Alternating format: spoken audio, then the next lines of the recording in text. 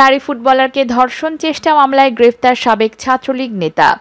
ময়মনসিংহের নান্দাইলে এক নারী ফুটবলারকে ধর্ষণের অভিযোগে ফয়সাল ফকির নামের সাবেক এক ছাত্রলীগ নেতাকে গ্রেফতার করেছে পুলিশ। দুপুরে গাজীপুরে টঙ্গী থেকে তাকে গ্রেফতার করা হয়। ফয়সাল ফকির উপজেলা ছাত্রলীগের সাবেক সাধারণ সম্পাদক। তিনি পৌর শহরের গাছপাড়া গ্রামের লাল মিয়া ফকিরের ছেলে।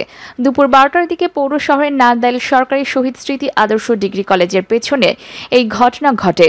এ ঘটনায় শনিবার ওই নারী ফুটবলার বাদী হয়ে ধর্ষণের অভিযোগ করেন। তবে নান্দাইল থানার ভারপ্রাপ্ত কর্মকর্তা ধর্ষণ চেষ্টা মামলা নিয়েছেন বলে অভিযোগ করেন বাদী।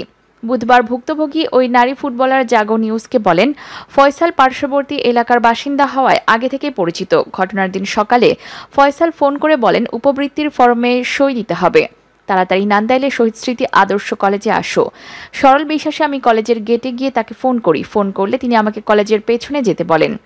কলেজের পেছনে যেতেই মুখ চেপে ধরেন। এ সময় চিৎকার করলে আশেপাশে 2 থেকে 3 জন মানুষ আসতে চাইলে ফয়সাল তাদের চাকু দেখিয়ে হত্যার হুমকি দিলে তারা পালিয়ে যায়।